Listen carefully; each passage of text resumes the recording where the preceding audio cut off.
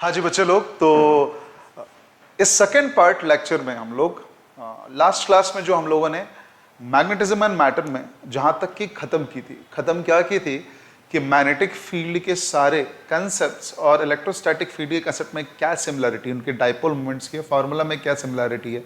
Epsilon और mu naught एक तरह के ही कांस्टेंट्स हैं बट वो रिवर्स में वर्क करते हैं। इन सारे इक्विवेलेंस को हमने देखा था और साथ में ही कुछ बेसिक मैग्नेटिज्म के पॉइंट को किया था।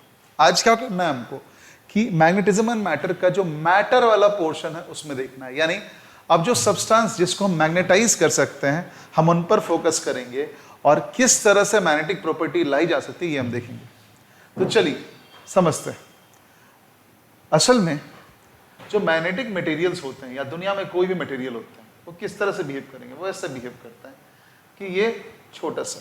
अब कोई इंसान आपसे पूछे कि मैग्नेटिक बिहेवियर आता कहाँ से है किसी मैटर में, तो सिंपल सी बात है, हम जानते हैं कि करंट के कारण आएगा या फिर चार्ज के मूवमेंट के कारण। एक्चुअली में ये एटॉमिक डाइपोल के कारण आता है। आपने केमिस्ट्री में बहुत बखूबी से ये कंसेप्ट पढ़ा होगा कि जिन जिन वेराइटीज ऑफ एलिमेंट्स में या कंपाउंड्स में अनपेयर्ड इलेक्ट्रॉन्स अवेलेबल होते हैं उनके इलेक्ट्रॉनिक कॉन्फ़िगरेशन में, उस सेल से मैग्नेटिक इमिशन होती है, वो भी किसकी, मैग्नेटिक डाइपोल की क्रिएशन के कारण, ऑर्बिट में revolution of only one spin वाले इलेक्ट्रॉन के कारण। और यही मैग्नेटिक नेचर का ओरिजिन। तो जिन जिन मटेरियल में अनपेयर्ड इलेक्ट्रॉन होते हैं और उनकी स्ट्रक्चर किस तरह से, उसी को डिसाइड करते हुए हम लोग मैग्नेटिक मटेरियल को डिफाइन करते हैं। तो आप पूछोगे क्या दुनिया की हर एक मटेरियल मैग्नेटिक होती है? नहीं बेटा, कुछ मटेरियल होती है जिसमें पेयर्ड इलेक्ट्रॉन्स होते हैं और वो कोई मैग्नेटिक एमिशन नहीं करती, इलेक्ट्रोमैग्नेटिक एमिशन नहीं करती और उसकी कोई इनहेरेंट मैग्नेटिक डाइपोल नहीं होती।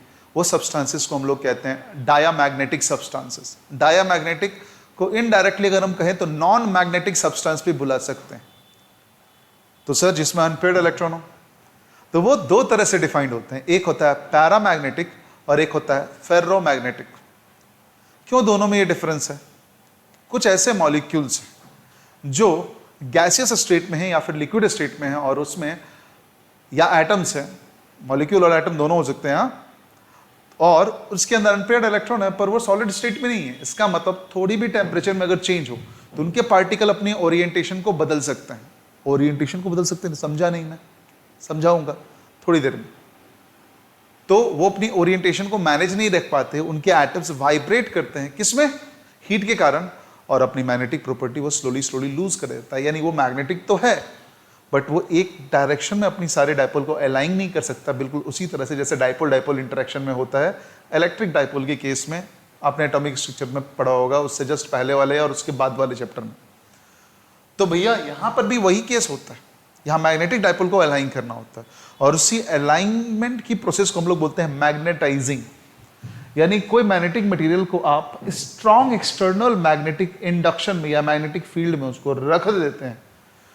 उसको अगर हम रख देंगे कोई स्ट्रॉन्ग मैग्नेटिक फील्ड में, तो जो डाइपोल्स उस मटेरियल के अंदर दाएं बाएं इधर उधर मुड़े हुए हैं, यानी इसके टाइनी टाइनी सेक्शंस होते हैं और सबके अपने अपने छोटे छोटे डाइपोल्स होते हैं।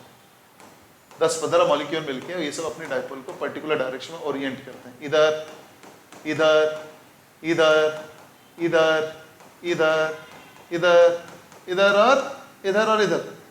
इसके कारण से इसकी नेट मैग्नेटिक फील्ड जो ये सैंपल क्रिएट करेगा वो जीरो हो जाता है, क्योंकि हर एक डाइपोल के फील्ड को अगर हम ऐड करें और वो मल्टीपल डायरेक्शंस में है तो नेट एडिशन क्या देगी आपको, जीरो देगी।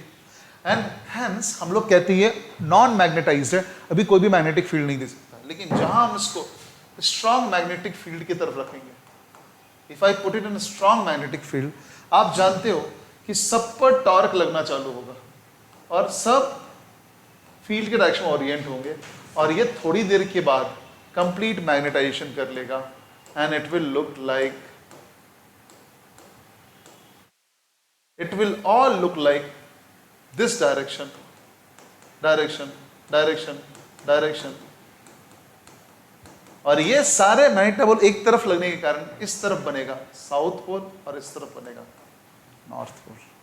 अब आप बोलोगे ओ माय गॉड, यानी किसी भी मैग्नेटिक मटेरियल को अगर हम लें और वो अगर मैग्नेटाइज हो सकता है और वो मैग्नेटिक प्रॉपर्टी को होल्ड कर सकता है, तो उसको मैग्नेटाइज करेंगे तो उसके अंदर डाइपोल मोमेंट इंड्यूस्ड होगी, मैग्नेटिक डाइपोल मोमेंट इंड्यूस्ड होगी। वो इंडक्शन नहीं हुई है बेटा, असल में डाइपोल मोमेंट तो एटॉमिक डाइपोल सेपरेटली था ही, हमने उन पर टॉर्क अप्लाई करके उनको रोटेट करके एक डायरेक्शन में ओरिएंट किया है, और जब भी ओरिएंटेशन हो जाता है तो अपने लोग इसको बोलते हैं हाईएस्ट लेवल पर ओरिएंटेशन होने के बाद कि देखो इसमें क्रिएट हो गया मैग्नेटिक डाइपोल मोमेंट नेट।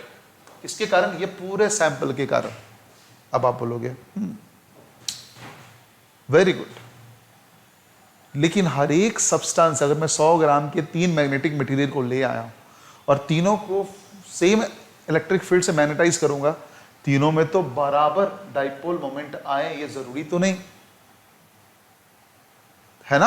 आपने केमिस्ट्री में निकाला होगा, bore magneton magnetic dipole moment निकालते होंगे एटम के इलेक्ट्रॉनिक कॉन्फ़िगरेशन से, सब में सेम तो नहीं आता है ना, सेम तो नहीं आएगा।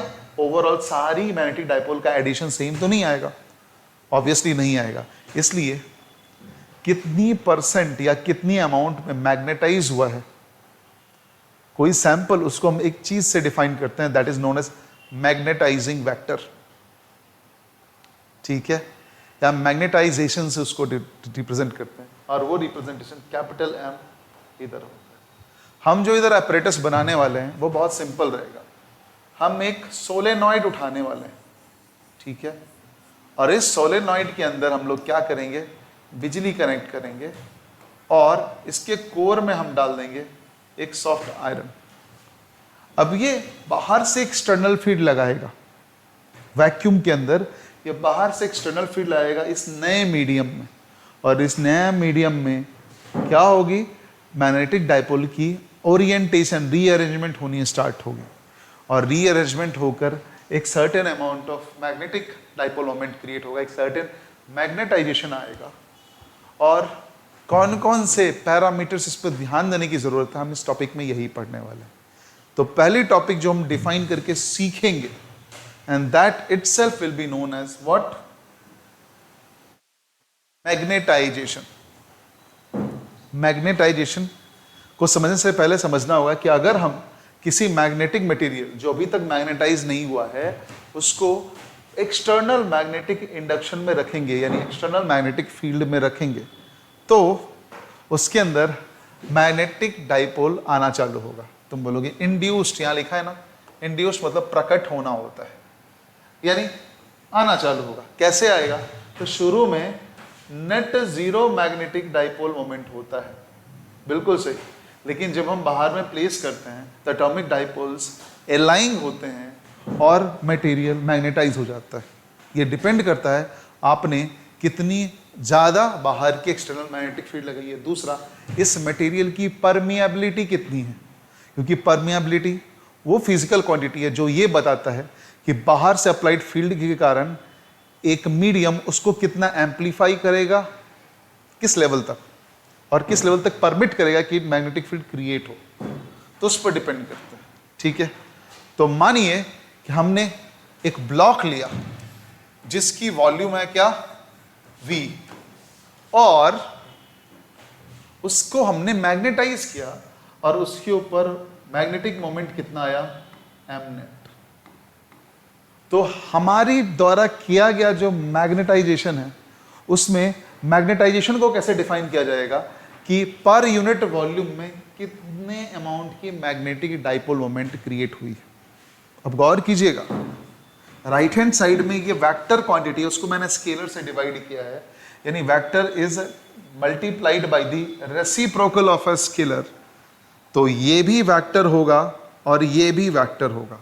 तो magnetization is a vector quantity.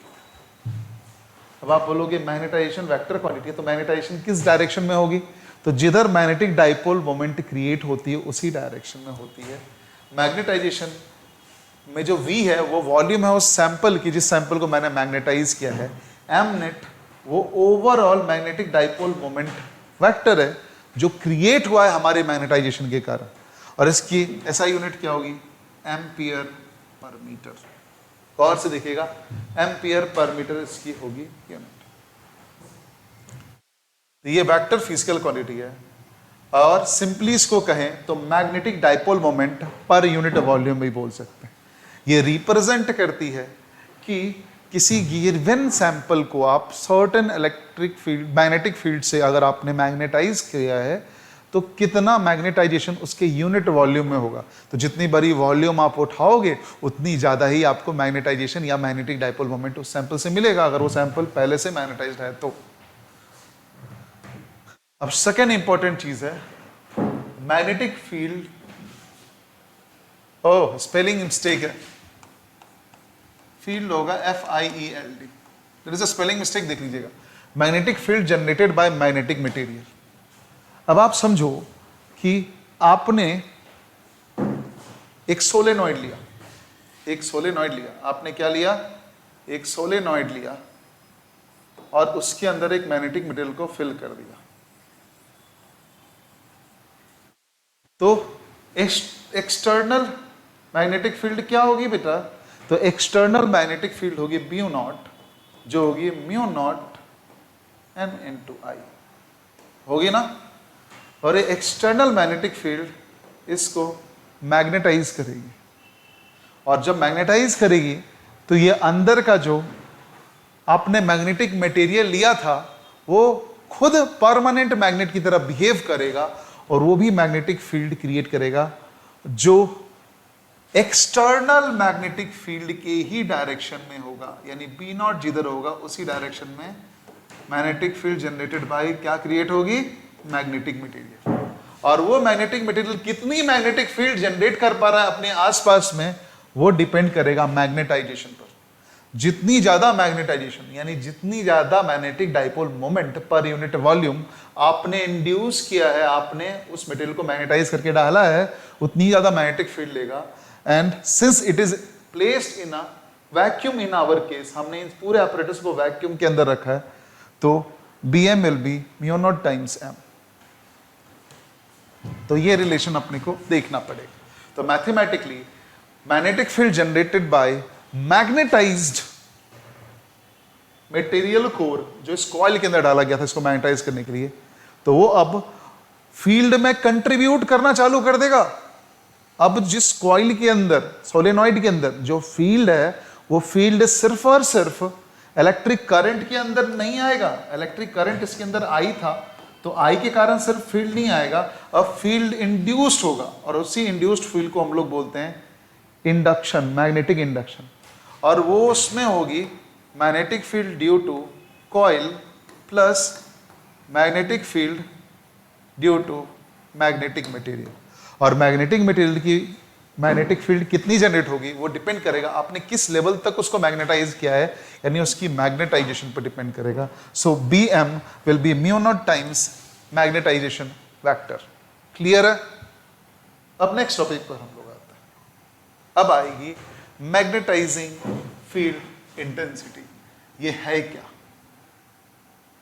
इसको समझने के लिए आपको एक बात जानना पड़ेगा, क्या कि जो आप ये क्वांटिटी देखते हो ना बेटा, उसको हम लोग कई नाम से जानते हैं। इसको मैग्नेटिक इंडक्शन बोलते हैं, मैग्नेटिक इंडक्शन बोलते हैं।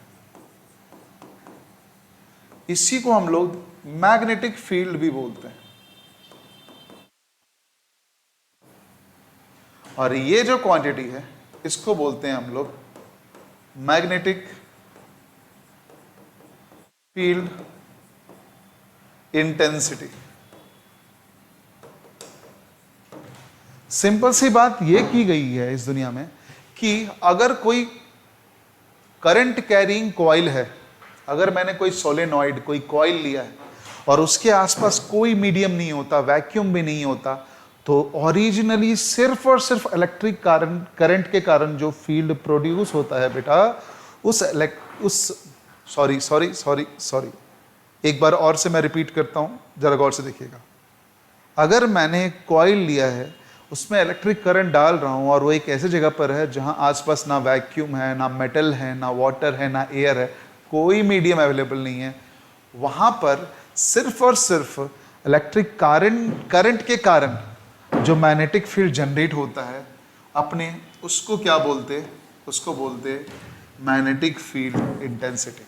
और जैसा कि हम जानते हैं magnetic field intensity is always amplified by the medium that is surrounded in. तो मैग्नेटिक फील्ड हमेशा एम्पलीफाई किया जाता है मीडियम के द्वारा, इसलिए आपने सारे फॉर्मूलेज में न्यूमरेटर में म्यू नॉट देखा होगा।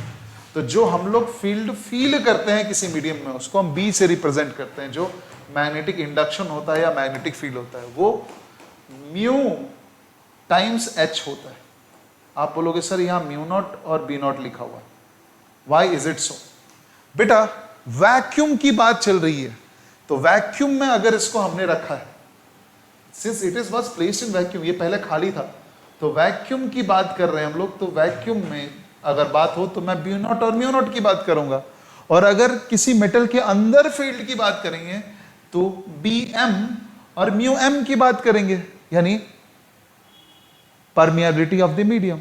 तो ये रिलेशन यूनिवर्सल है, चाहे तुम वैक्यूम की अप्लाई करो, कहीं भी अप्लाई करो। तो जो हमारे पास मैग्नेटिक फील्ड मिलता है या फिर मैग्नेटिक फील्ड इंडक्शन मिलता है, वो एम्पलीफाइड वर्जन होता है इलेक्ट्रिक करंट के कारण, सिर्फ इलेक्ट्रिक करंट के कारण जनरेट किया हुआ मैग्नेटिक फील्ड इंटेंसिटी का। और इसी को कई बार बहुत अच्छे बुक्स पढ़ोगे तो मैग्नेटाइजिंग फील्ड इंटेंसिटी भी बोल देते हैं। तो जहां भी फील्ड इंटेंसिटी या फील्ड स्ट्रेंथ सुनोगे, वहां हम एच वेक्टर की बात कर रहे हैं।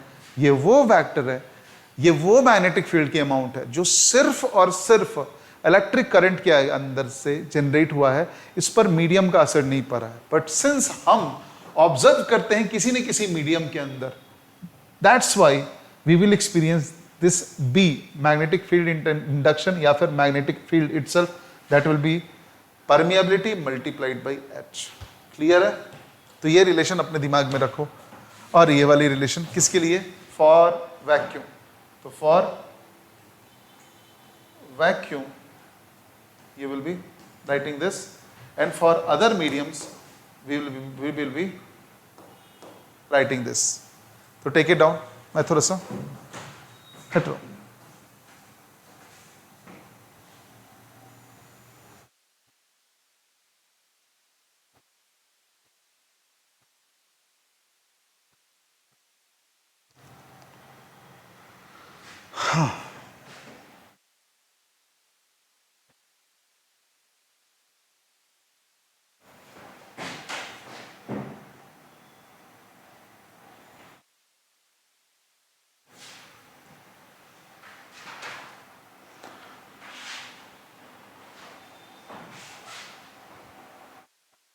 क्लियर है?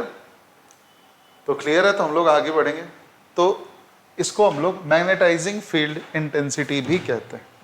अब नेक्स्ट चीज जो हमको सीखनी है वो है मैग्नेटाइजिंग फील्ड। वो फील्ड जो हमने बाहर से लगाया है किसी मैग्नेटिक मटेरियल को मैग्नेटाइज करने के लिए, उसको हम मैग्नेटाइजिंग फील्ड बोलते हैं। यानी इधर हम लोगों ने वैक्यूम के अंदर एक कॉइल को रखा था, तो वो जो फील्ड जनरेट करेगी वो मैग्नेटाइजिंग फील्ड कहलाएगा। तो magnetizing field free current in solenoid के कारण आता है। तो देखते हैं, B naught equal to mu naught n times I, ये मैग्नेटाइजिंग फील्ड होगा। क्लियर है? तो सिंपल है। अब आगे आते हैं, मैग्नेटिक इंडक्शन किसको बोलते हैं? ओवरऑल मैग्नेटिक फील्ड जो मैग्नेटाइज्ड मटेरियल के कारण भी और इलेक्ट्रिक करंट के कारण भी जो फाइनली आ रहा है हम लोग का, उसको हम बोलते हैं मैग्नेटिक इंडक्शन। तो मैग्नेटिक इंडक्शन क्या है? इन दोनों का आउटकम है। और हम अगर केयरफुल रहें तो हम जानते हैं कि बी नॉट को मैं मैग्नेटाइजिंग फील्ड, अब नोटिस कीजिएगा किससे दिखा सकते हैं? जो टोटल मैग्नेटिक फील्ड दिखेगा वो दो चीज़ों के कारण बनेगा, जो मैग्नेटाइज्ड मेटल है उसके कारण और जो बाहर से इलेक्ट्रिक करंट सोलेनॉइड के कारण उसके कारण। अब उसकी नेक्स्ट स्टेप करेंगे, तो since we already know that ये जो बी नॉट है वो म्यू नॉट एच लिखा जा सकता है, और ये एच क्या कहलाएगा? तो एच कहलाएगा वो बाहर से लगने वाली magnetizing field without considering medium, जो जाकर इस मैग्नेटिक मटेरियल को मैग्नेटाइज कर रही है, जिसमें थोड़ी देर के बाद इतनी मैग्नेटाइजेशन आएगी और वो बीएम प्रोड्यूस करना चालू करेगा खुद के मीडियम के कारण एम्पलीफाई करके। क्लियर है? तो ये रही टोटल। तो total magnetic field inside a magnetic material, जबकि एक्सटर्नल मैग्नेटाइजिंग फील्ड और एडिशनल मैग्नेटिक फील्ड जो इसके खुद के मैग्नेटाइजेशन के कारण आया है, उन दोनों को ओवरऑल ऐड करते हैं तो हम बोलते हैं ये क्या है, magnetic induction. Let's move forward. Magnetic induction को ऐसे भी डिफाइन करते हैं, total number of magnetic field lines or force crossing per unit area normally through the material. Since ये मैग्नेटिक फील्ड ही है, मैग्नेटिक इंडक्शन ही है, तो इसका यूनिट भी टेस्ला ही होता है, और कई जगह इसको हम लोग फ्लक्स डेंसिटी भी बुला देते हैं, यानी number of field lines passing पर यूनिट एरिया। तो इसको ये दे हो गया, और हम लोग नेक्स्ट टॉपिक पर इंटर करेंगे। अब हम लोग दो चीजें पढ़ने वाले हैं। अब आप बोलोगे दो चीजें पढ़ने वाले क्या क्या? पहली चीज रिलेटिव परमिएबिलिटी। रिलेटिव परमिएबिलिटी एक तरीका है कि किसी मीडियम को हम वैक्यूम के रिस्पेक्ट में कंपेयर करके देखते हैं। तो मानो किसी मीडियम की रिलेटिव परमिएबिलिटी मेरे को निकालनी, तो मैं कैसे निकालूंगा? तो मैं मीडियम की परमिएबिलिटी को कंपेयर करूंगा किसके थ्रू में? वैक्यूम के थ्रू। यानी मानो मैं एयर की बात करता हूं,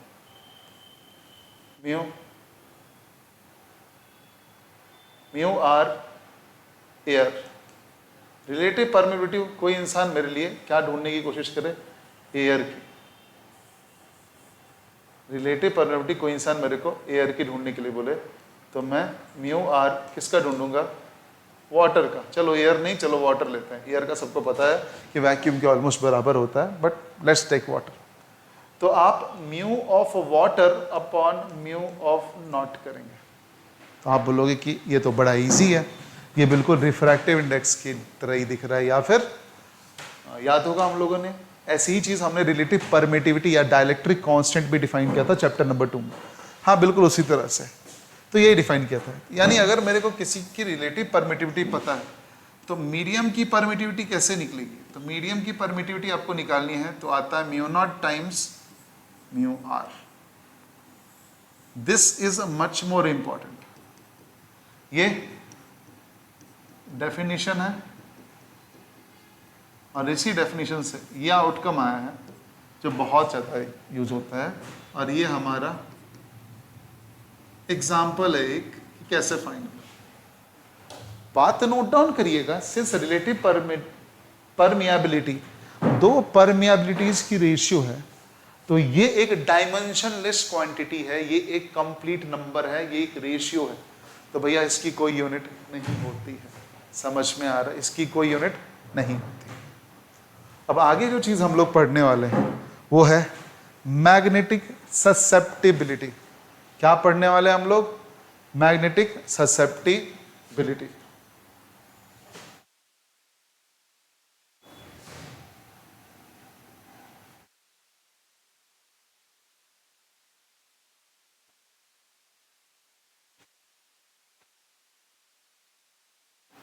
क्या पढ़ने वाले हम लोग? आगे जो पढ़ने वाले हैं हम लोग वो है मैग्नेटिक ससेप्टिबिलिटी। तो क्या है मैग्नेटिक ससेप्टिबिलिटी? भैया ससेप्टिबल मतलब किसी भी मटेरियल को अगर मैं बाहर से मैग्नेटाइज करने की कोशिश करूं, तो हर एक मटेरियल सेम लेवल में तो मैग्नेटाइज नहीं होगा। जैसे कि मान लो कि रियल लाइफ में कोई इंसान है जो लोगों की काउंसलिंग करता है, बट हर एक लोग काउंसलिंग से इक्वली रिएक्ट नहीं करते। कई लोग कुछ बातें सिंपल एग्जाम्पल और डेमोन्स्ट्रेशन से समझ जाते हैं, और बहुत लोगों को बहुत डेमोन्स्ट्रेशन देने के बाद भी उनको चीज़ें समझ में नहीं आती। तो you must get prepared for multiple ways. तो जो कम एफर्ट में जल्दी समझ जाए, मैं बोलूँगा अरे ये इंसान ससेप्टिबल है। ससेप्टिबल मतलब इस पर उस चीज़ का असर पड़ रहा है। उसी तरह से किसी मटेरियल में कम मैग्नेटाइजिंग फील्ड इंटेंसिटी, यानी बाहर से कम एफर्ट लगाने पर भी ज़्यादा मैग्नेटाइजेशन हो जाए, तो अपने लोग बोलेंगे देखो इस मटेरियल की मैग्नेटिक ससेप्टिबिलिटी ज़्यादा है, यानी इसको ज़्यादा अच्छे तरीके से मैं क्या कर सकता हूँ? मैग्नेटाइज कर सकता हूँ। तो मैग्नेटिक ससेप्टिबिलिटी को डिफाइन ही किया गया है कि किसी बाहर के मैग्नेटिक फील्ड में अगर कोई मैं मटेरियल को रखता हूँ और बहुत लंबे समय तक वेट करता हूँ, तो जितनी टोटल मैग्नेटाइजेशन आया है उसकी मैं रेशियो ले लूंगा मैग्नेटिक फील्ड इंटेंसिटी के साथ, B के साथ नहीं, H के साथ। यानी असल में एफर्ट कौन लगा रहा है बेटा? इलेक्ट्रिक करंट के द्वारा जनरेटेड फील्ड, तो एफर्ट यानी आउटकम अपॉन एफर्ट। अब समझो इस यही रेशियो क्यों लिया, उल्टा रेशियो क्यों नहीं लिया बेटा? समझो मैंने कम H अप्लाई किया और ज्यादा मैग्नेटाइजेशन आ गया, इसका मतलब ज्यादा ससेप्टेबल है, और ये फ्रैक्शन भी बता रहा है कि डिनोमिनेटर कम है और न्यूमरेटर ज्यादा है, तो ये काई m यानी मीडियम की ससेप्टिबिलिटी ज्यादा है। तुम बोलोगे oh this is a new thing. हाँ जी न्यू थिंग तो है। तो ये हर एक मीडियम की होती है, यूनिक होती है कि कितने मैग्नेटिक फील्ड इंटेंसिटी अप्लाई करने पर कितना वो मैग्नेटाइज होगा, हर एक मटेरियल का होता है। इसलिए अगर कोई इंसान मेरे से मैग्नेटाइजेशन पूछे तो मैग्नेटाइजेशन विल बी काई m इंटू एच। मैं ये बात हमेशा बोलूंगा। अब तुम बोलोगे ये बात तुम बोलोगे तो तीन तरह के मटेरियल भी तो हैं, डायामैग्नेटिक, पैरामैग्नेटिक और फेरोमैग्नेटिक। तो क्या कमेंट करना चाहते हो? तो भैया आपको ये बात समझना पड़ेगा कि जो बाहर से हम फील्ड लगाते हैं सेम उसी डायरेक्शन में H भी होता है, क्योंकि H उसी फील्ड का इफेक्ट है, ओरिजिनल इफेक्ट है जो सिर्फ करंट के कारण आया है। मैग्नेटाइजिंग फील्ड की ये इंटेंसिटी है।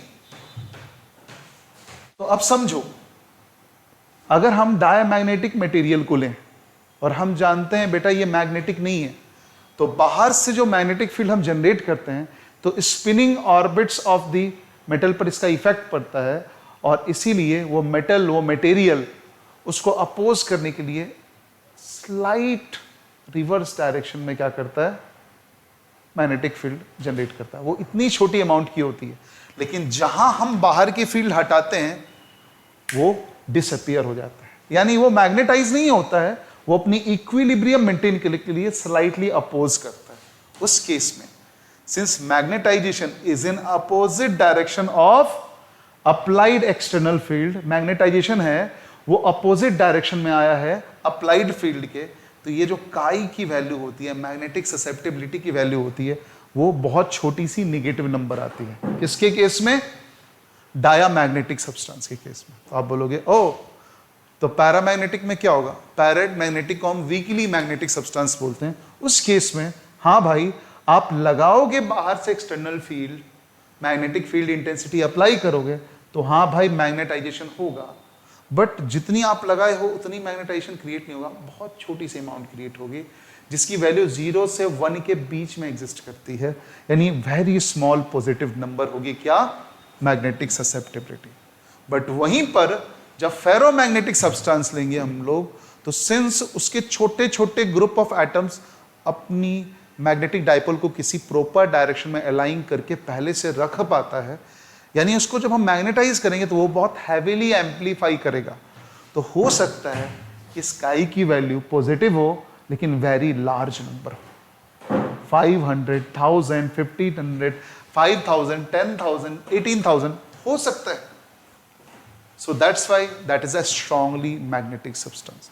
तो ससेप्टिबिलिटी काफी इंपॉर्टेंट है, उससे ये एक्सप्रेशन आया, अपने दिमाग में रखेंगे और भैया हम लोग इससे आगे निकल। अब हम लोग आते हैं relationship between magnetic permeability and susceptibility.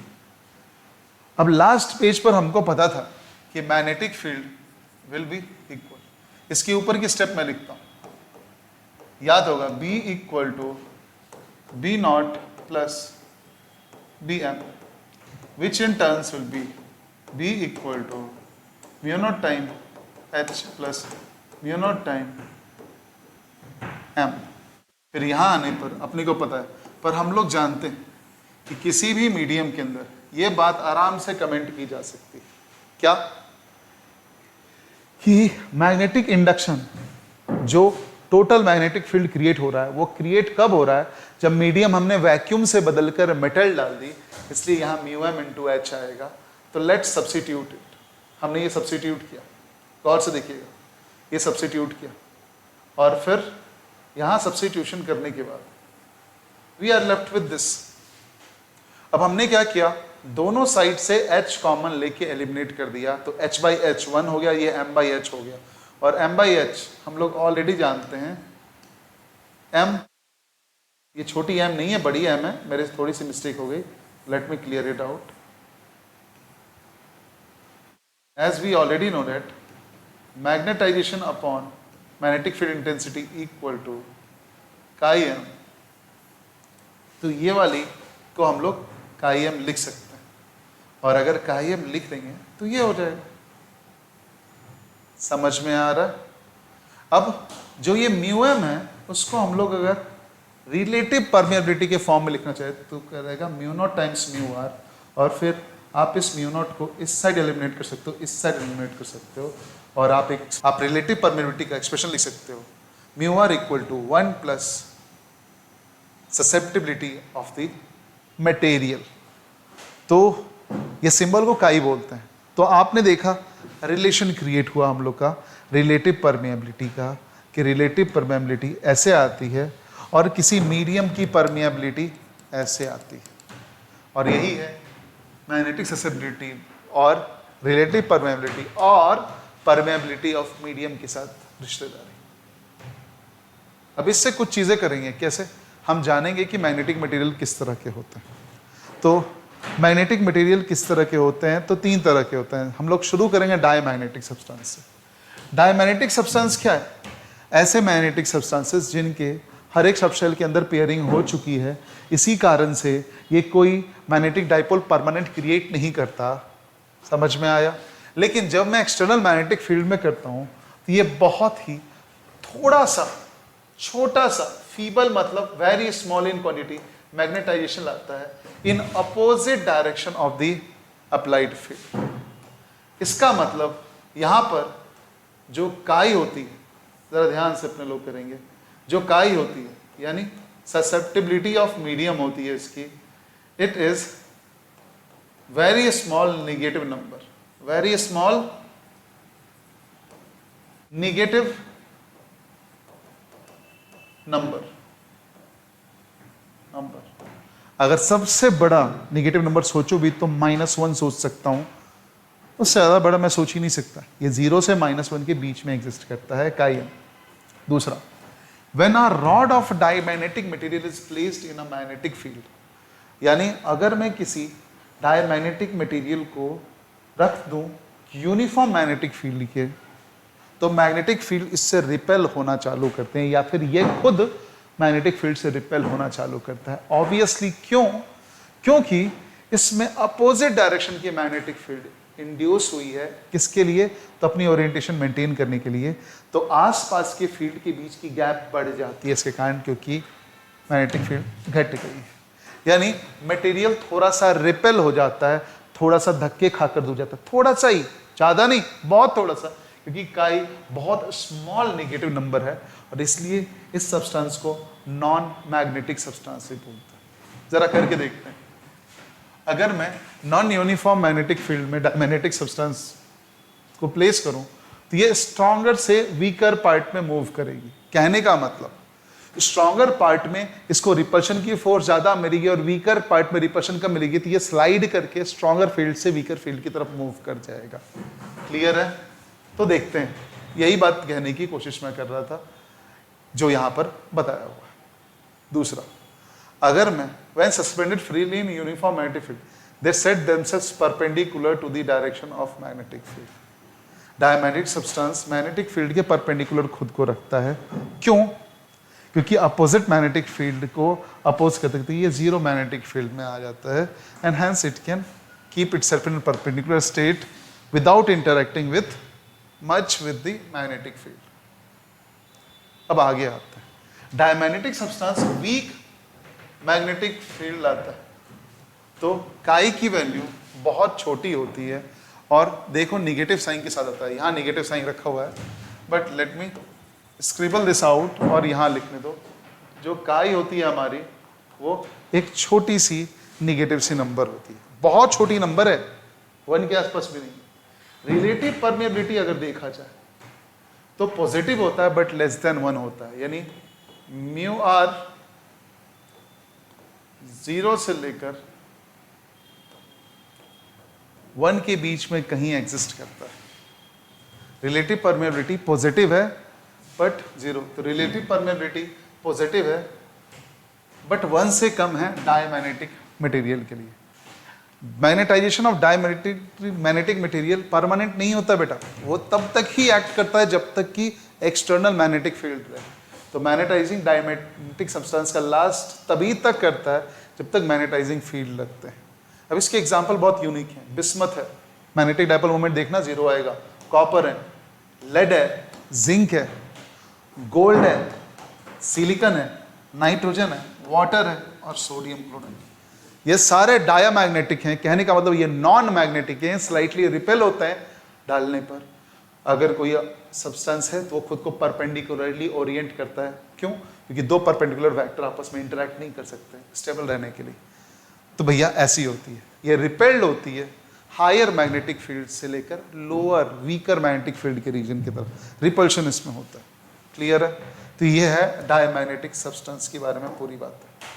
अब अपने लोग आते हैं पैरामैग्नेटिक सब्सटेंस के बारे में।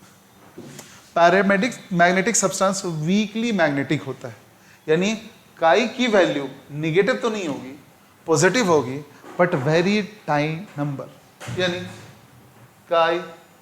काई of medium very small positive, very small positive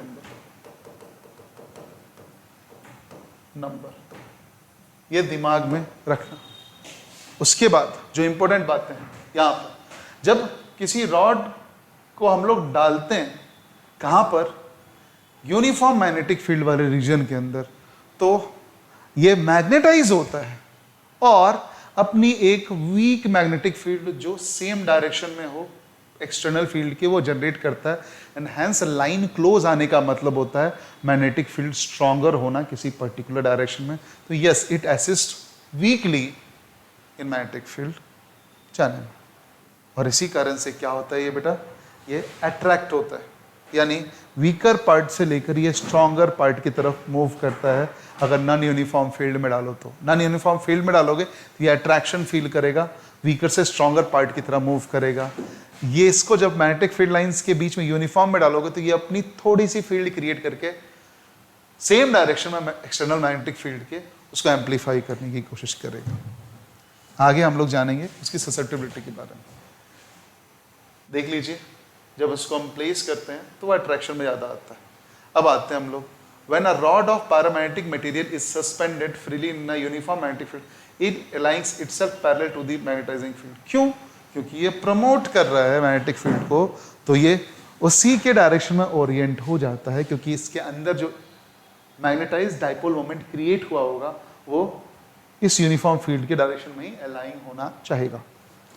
अब paramagnetic material develops a small magnetization in the direction of magnetic field, so susceptibility is small but a positive value. Notice करना कितनी बड़ी susceptibility है, 10 का पावर -6 है, मतलब problem होगा।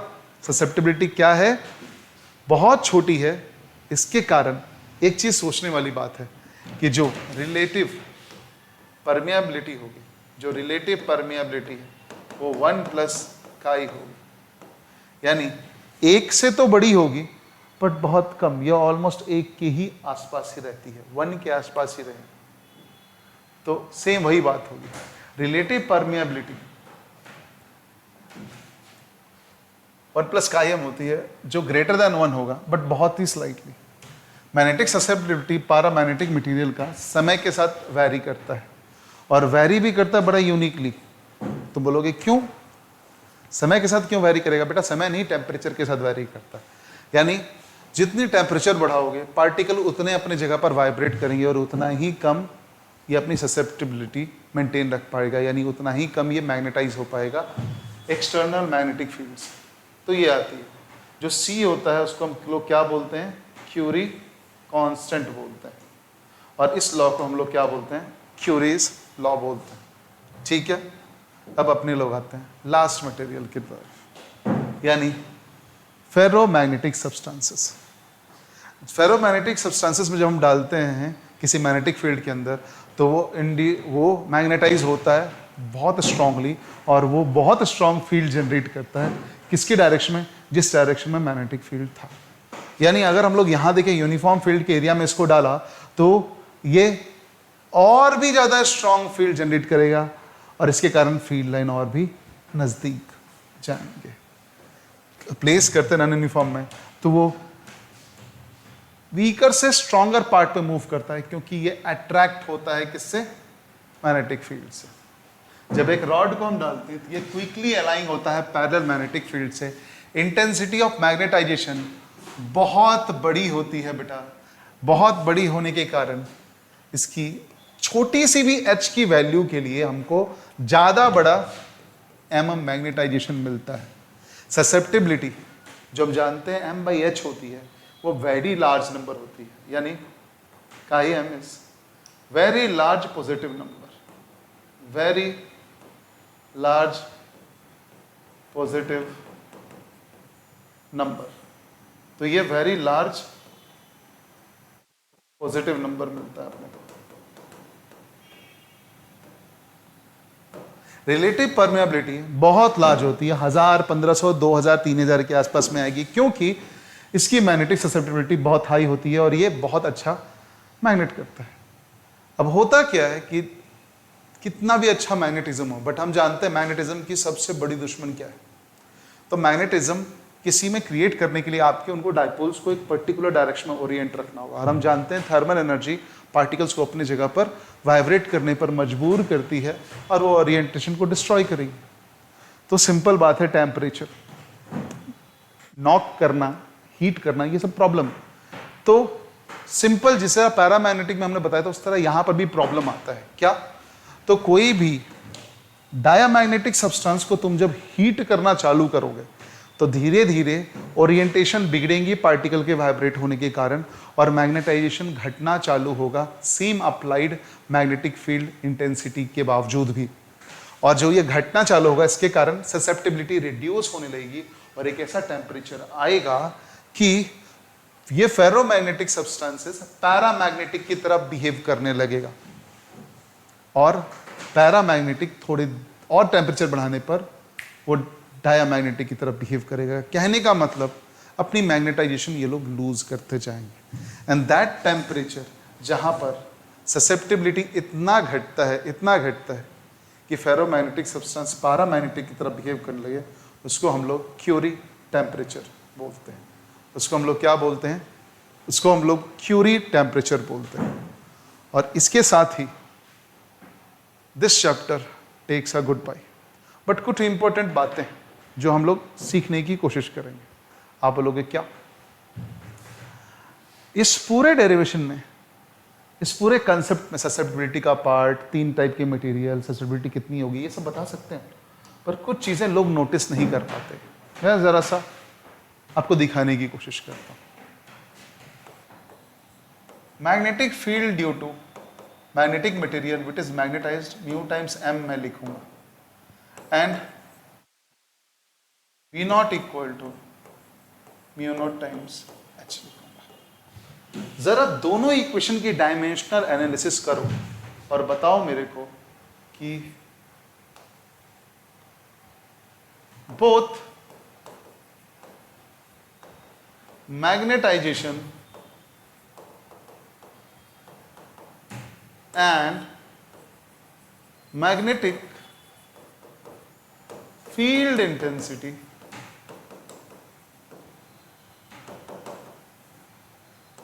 H has same units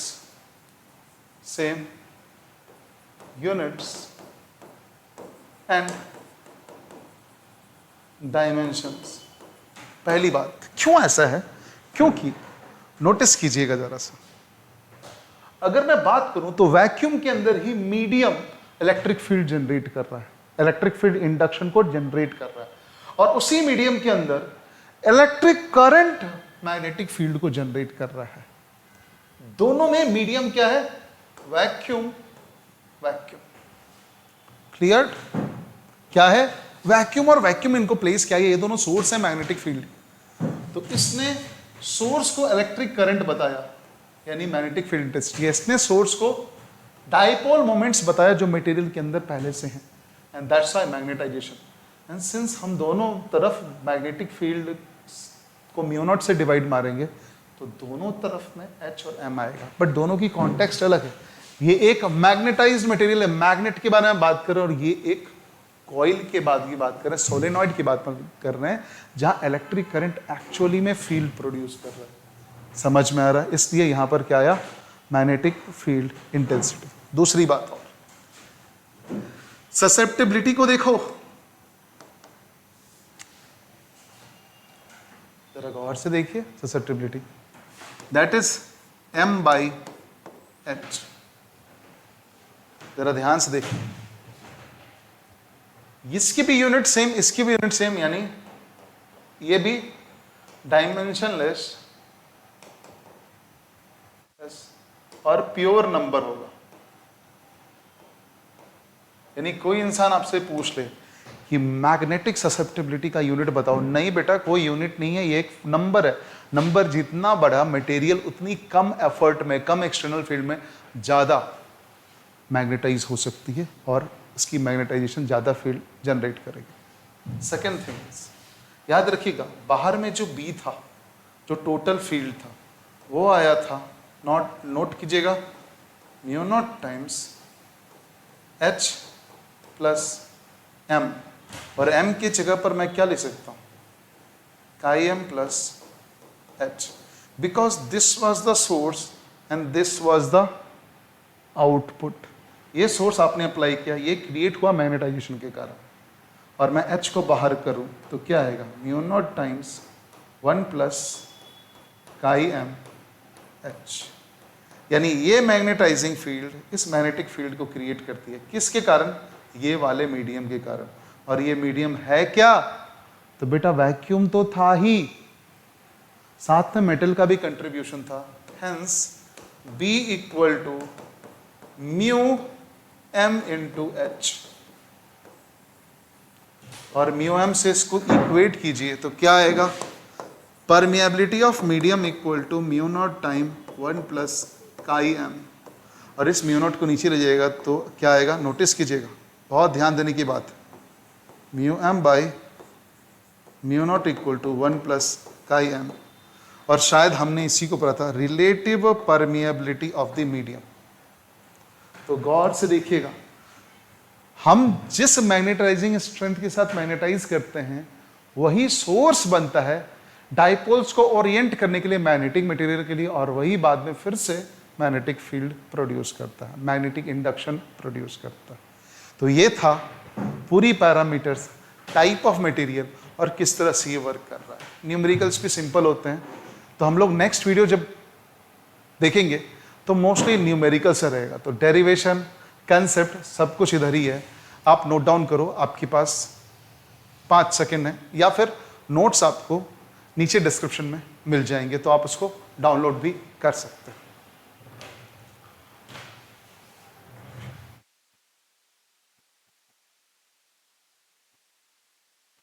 तो आज के लिए बस इतना ही। If you like this lecture please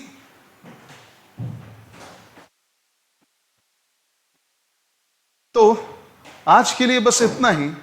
if you like this lecture और आपको इसमें पढ़ाई गई चीजें समझ में आई हैं तो प्लीज आप अपने फ्रेंड्स के ग्रुप पर, स्टूडेंट्स ग्रुप पर और स्कूल के ग्रुप पर इसको शेयर करें, लाइक करें और सब्सक्राइब करें। तब तक के लिए बाय। हम लोग फिर मिलेंगे नेक्स्ट वीडियो में, जिसमें हम लोग इस चैप्टर की थोड़ी न्यूमेरिकल क्वेश्चंस करने की कोशिश करेंगे। Till then bye bye, thank you.